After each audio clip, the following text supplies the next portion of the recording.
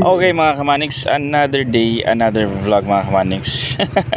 Actually hindi naman siya vlog. So ayun, nandito tayo ngayon mga kamanix sa dulo, sa may bantayan. Tambay-tambay tayo, park natin yung car. Park natin yung car mga kamanix. Then tabi tayo ng highway. Upo muna tayo dito guys. Tapos labas natin yung upuan na yan. Labas din natin yung isang upuan dun.